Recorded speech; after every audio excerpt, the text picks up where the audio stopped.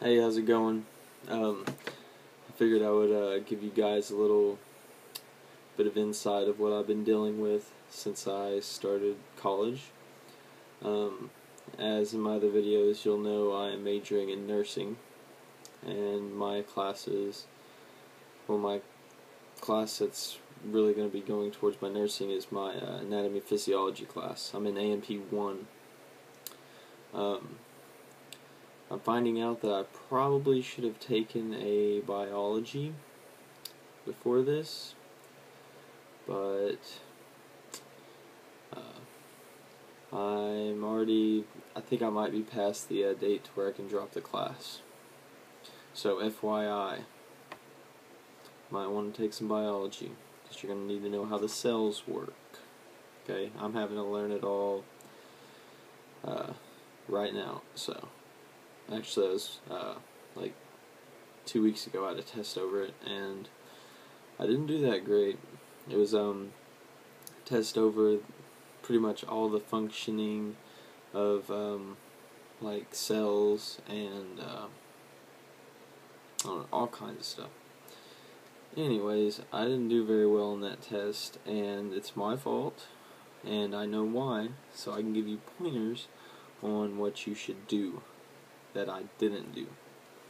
Since this is my first time, this is my first semester of ever being in college, so I am learning from scratch. So now you won't have to. Basically, and this applies to all of your classes, whenever you get home from school, or you're out of class for the day. I know some people have jobs, you have kids, stuff like that. Every single day, however you want to set it up, the way that I do it now, that I wasn't doing it, is whatever classes I have that day, those are the classes I study that same day. Unless, like, some of my days I have like a few classes that day, and that's really hard to study everything for those classes. But luckily my AMP and my lab are just on like Tuesdays and Thursdays, so I can spend those entire days just focusing on that particular subject.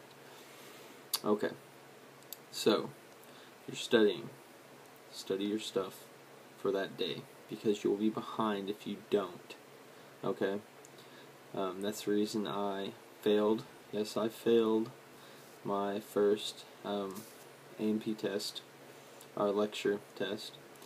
I got a 57.50. Now, this doesn't mean I'm stupid and that you shouldn't listen to me. That isn't what this means. The test is pretty hard. What it means is that I wasn't every night studying the notes that I had taken that day. You want to know what it is that you learned about that day. Whatever you wrote down, you want to know how that works. Okay? Every day, dedicate your time to knowing how that works. How those notes, how that goes with what you're doing. Okay? And that applies to every class, whether it be whatever. It'd be psychology, math, writing, anything. Okay, make sure that you know what you're supposed to know and how it works and how to do it. Okay. So basically, that's why I failed that test, because I wasn't every day. I was playing video games, because I thought I had a basic understanding of it, and I thought I'd be fine, and have some time to study, before the test. No. You have notes all the way up until the day of the test, okay? So, and if you don't know, the stuff that's back before that, you're kind of screwed, because you need to know the stuff from just the last time you had class before that, because you had notes that day too, for the test that you were taking. So, study every day, okay? After I started implementing this new strategy, I am happy to say that my last test, my lab practical, I got a 95. Now, I would have preferred to have, aced it, but what can you do? You accidentally put the wrong answer in. Like, I realized whenever I left, as soon as I walked out the front door, I knew an answer to one that I had answered wrong. There's a muscle right here, and I put it was the risorius, which is like the muscle that you use whenever you're laughing, and I said that that was right there, whenever it was actually the medial pterygoid. Okay. Basically, what I've been learning is my lab class, we've learned all the muscles in the skull, or in the face, and on the skull. All the bones of the skull, and the nerves, and a few other things, and the stuff like the muscles and stuff that connect to the eye and how the eye works. So there's a lot of stuff that you have to know how it works. You need to know exactly how it works to understand it.